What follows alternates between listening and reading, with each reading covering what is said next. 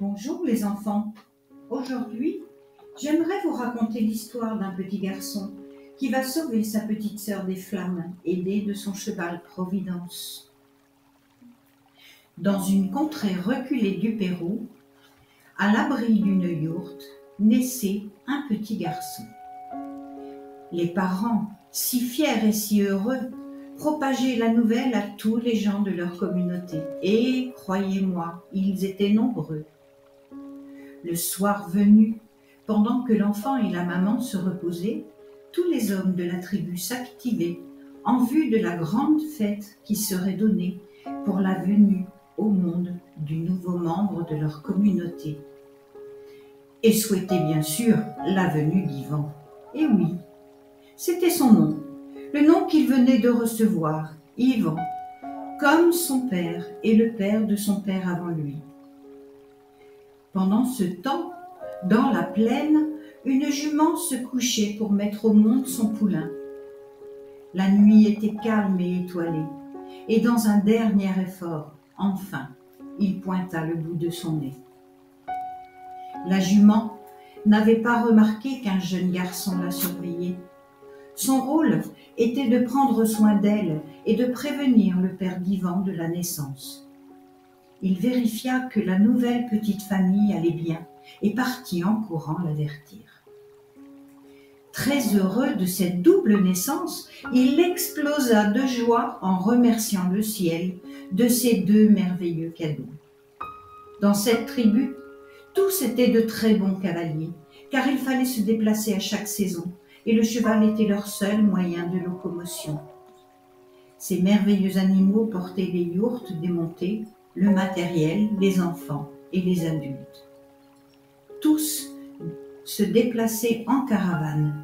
Ils étaient heureux de cette vie qui leur permettait de vivre au grand air, partageant en harmonie avec la nature et accompagnés de leurs animaux. Il y avait des moutons, des chèvres, des chiens et bien entendu des chevaux. Vous comprenez pourquoi les chevaux sont si importants pour ces nomades, pourquoi ils les considèrent comme membres de leur famille. Alors à chaque naissance d'un enfant, il était de coutume de lui offrir un cheval. Et son cheval à lui, qui un jour le porterait à travers les grandes plaines au pied des montagnes, s'appelait Providence. Mais oui, se dit le père, c'est cela. Je sais quel cheval je vais lui offrir. Ce poulain né le même soir que mon fils sera parfait, non ? Et partit en faire part à sa femme qui lui dit « Mais tu as raison, c'est ce cheval qui lui était destiné. C'est la Providence qui l'a fait naître le soir même de la naissance de notre enfant. Alors nous l'appellerons Providence. » Tous les membres de la communauté étaient réunis autour d'un grand feu.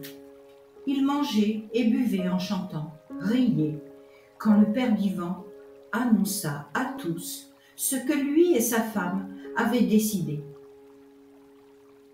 Tout en leur expliquant pourquoi ils avaient choisi ce poulain, il laissait la jument et son poulain parader devant tous. Le nouveau-né, très fier, se montrant de face, de profil et dans tous les sens. Le père, très heureux, leur dit « Regardez tous, je vous présente le poulain de mon fils. Avec ma femme, nous l'avons baptisé Providence, car il est né le même soir que mon fils. Et au-dessus de la jument, et pendant tout le travail, une étoile merveilleuse brillait de mille feux et semblait veiller sur eux. Alors c'est dit, Providence sera le compagnon d'Ivan. » Tous frappèrent dans leurs mains pour montrer leur approbation. C'était dit, c'était fait, c'était scellé. Le temps passa sereinement dans la tribu. Ivan et Providence grandissaient chaque jour, jamais loin l'un de l'autre, leur lien d'amour grandissant, devenant très fort. Ils s'aimaient tellement ces deux-là. Le jour de ses 8 ans, son père lui dit « Ivan, il est temps que tu apprennes à te tenir à cheval. Tu es grand maintenant, et assez grand pour monter devant moi pendant les voyages. »« Oui, papa. » Ivan se disait qu'il avait caché beaucoup de choses à son père, comme par exemple que dès qu'il sut parler, il parlait à son cheval et son cheval lui répondait. Mais oui, vous entendez bien, Yvan et Providence, devenus tous deux forts et beaux, parlaient ensemble depuis plusieurs années. Ensemble, ils aimaient passer tout leur temps à jouer, à regarder les étoiles et la nature si belle. Providence l'avait invité à parcourir la plaine sur son dos de nombreuses fois, mais il n'en avait parlé à personne, et pas même à ses parents. Yvan savait que si son père était au courant de ses escapades à dos de cheval, il lui aurait dit de prendre Providence, et il n'aurait plus eu le droit de monter devant lui. Or, il n'était pas encore prêt à se passer de ces moments de câlin avec son père pour lui tout seul.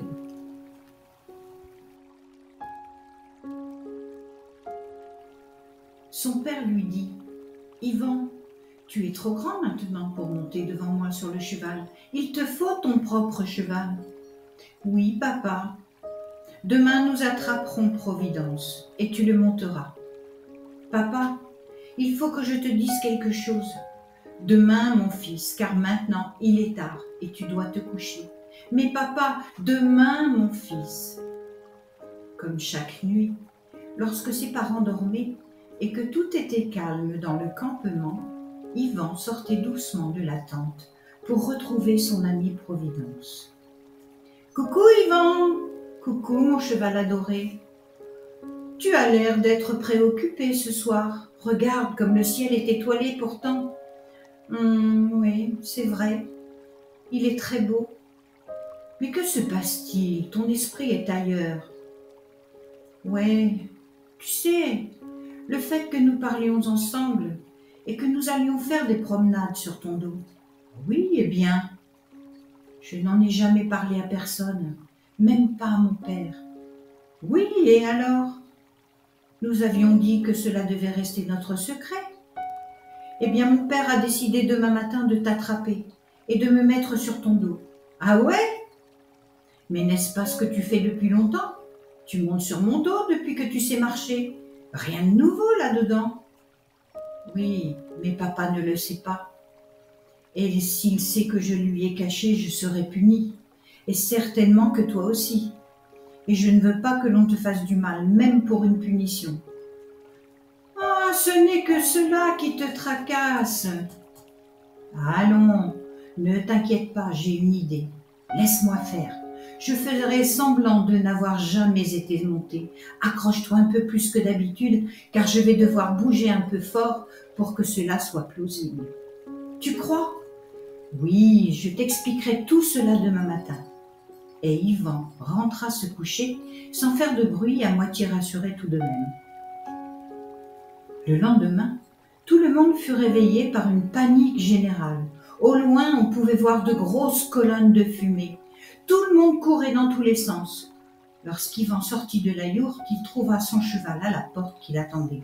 « Tu as vu, Yvan, il faut partir très vite. Viens, monte sur mon dos et partons loin d'ici où nous allons être brûlés. »« Non, attends, Providence, je vais réveiller mes parents. Je ne peux pas partir en les laissant en proie aux flammes. » Il rentra et se cogna à son père, réveillé par le bruit extérieur.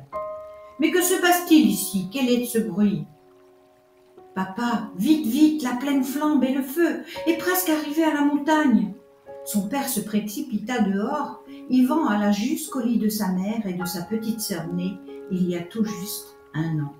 « Maman, vite, debout, dépêche-toi, le feu de la plaine arrive sur nous. »« Oh mon Dieu, vite, occupe-toi de ta sœur pendant que je prends quelques vivres et quelques affaires. » L'ébullition était à son comble dans le campement. Le père d'Yvan avait déjà amené près de la yourte tous les chevaux et posé sur leur dos les bas et les selles qui permettraient de poser leurs affaires. Il chargeait le plus vite possible des choses utiles sur les chevaux, pendant que Yvan gardait sa petite sœur qui trouvait toute cette émulation très drôle et très intéressante. « J'ai encore le temps de charger les pots de la yourte, mais tant pis pour les poteaux de bois, j'en trouverai d'autres. » Tous réunis au centre du campement étaient prêts à partir. La maman d'Yvan à cheval avec sa petite sœur dans son dos, Yvan avec son papa sur son cheval et Providence qui restait à côté de l'enfant.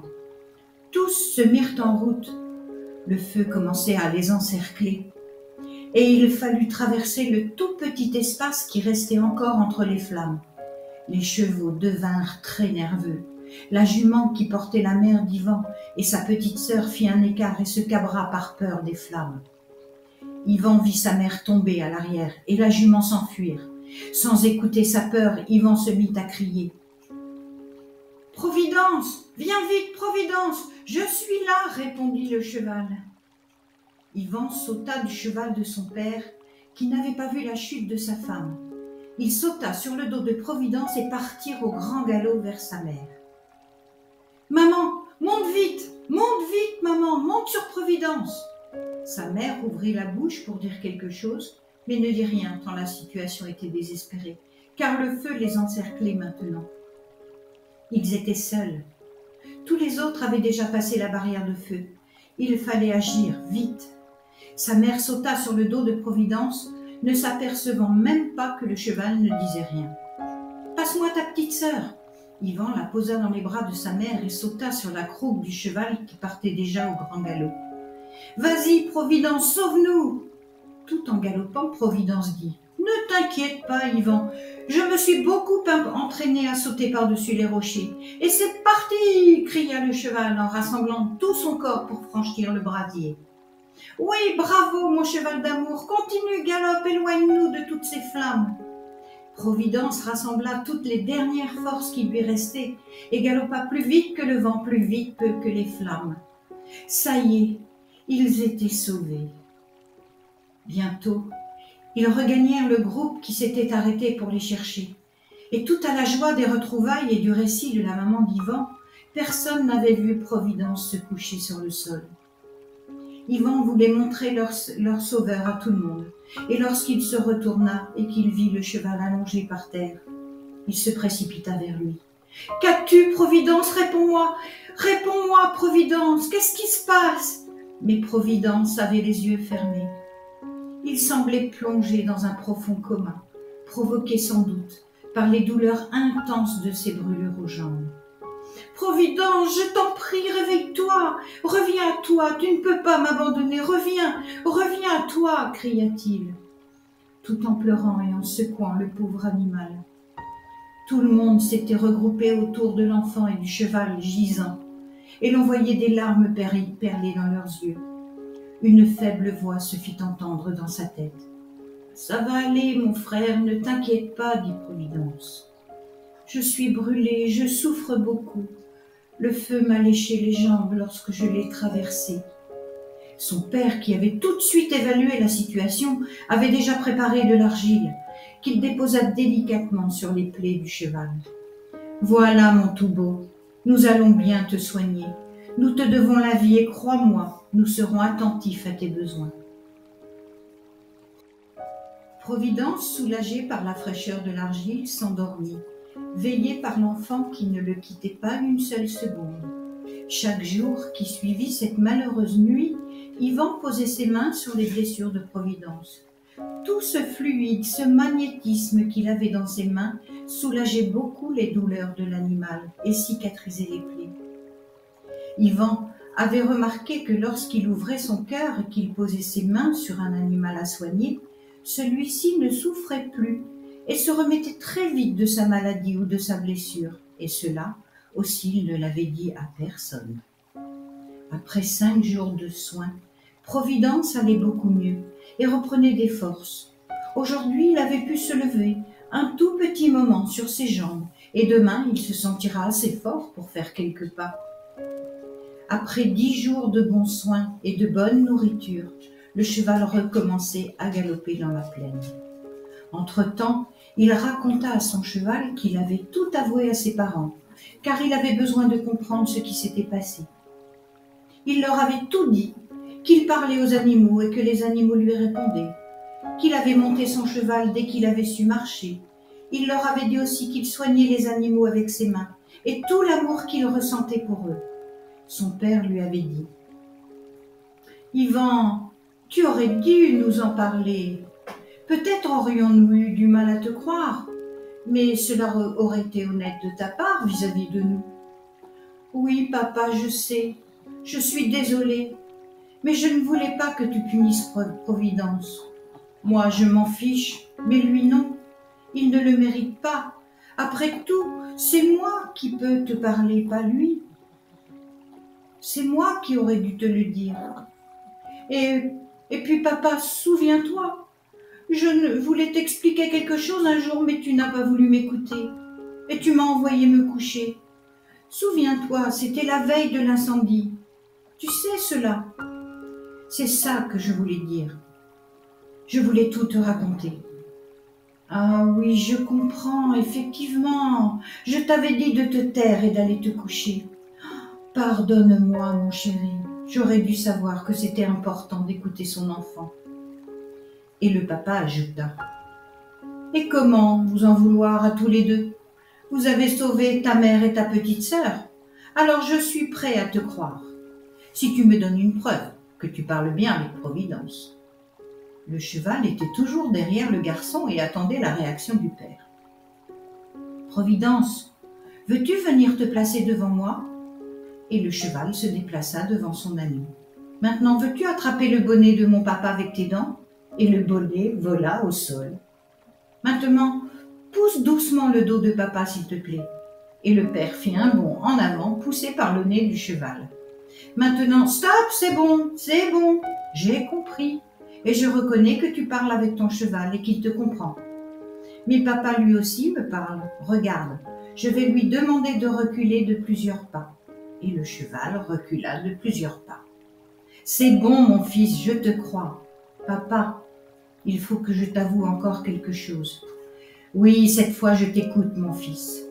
Je ne parle pas qu'avec Providence. Je parle avec tous les animaux. Et ce n'est pas tout. J'ai remarqué... Et Yvan raconta à son père comment il soignait les animaux. Le jeune garçon regardait son père. Il était anxieux de la réponse qu'il lui ferait. « Je suis très en colère, mon enfant. »« Mais papa, je suis très en colère, car depuis tout ce temps où tu nous caches tes dons de guérison, tu aurais pu soulager beaucoup de monde dans la tribu, et pas seulement les animaux, mais aussi les humains. J'avais peur d'être regardé comme un garçon qui avait perdu la tête et que tu aurais eu honte de moi. Je n'ai jamais rien dit à cause de ça. Non, mon fils, quoi que tu fasses, je n'aurai jamais honte de toi. Mais nous devons tout de même tout expliquer au Conseil des sages et à tout le village. Oui, papa. Tout le campement était réuni, et tous dans un silence total. Écoutez le père d'Yvan raconter l'histoire. Loin d'être fâchés, tous s'attroupèrent autour de l'enfant et de son cheval, les prenant dans leurs bras, les autres leur tapant sur l'encolure, les uns sur l'épaule. Yvan parla à voix haute afin que tous puissent entendre et dit à Providence.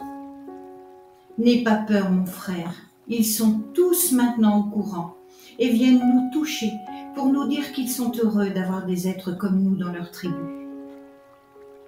Le temps passa, et nos deux amis n'avaient plus à se cacher pour galoper ensemble dans la plaine, et Yvan soignait les gens de sa tribu, et les animaux aussi, bien sûr. Providence était maintenant reconnu dans son troupeau, comme étant leur guide, un grand sage à qui l'on venait demander des conseils, car étant relié aux étoiles, il connaissait toutes les réponses à leurs questions, dans son cœur. Voilà les enfants, cette histoire vous enseigne que les grands devraient plus souvent écouter les petits, parce que les petits ont souvent des choses à dire qui sont des vérités. Alors, à la prochaine histoire et je vous dis au revoir les enfants.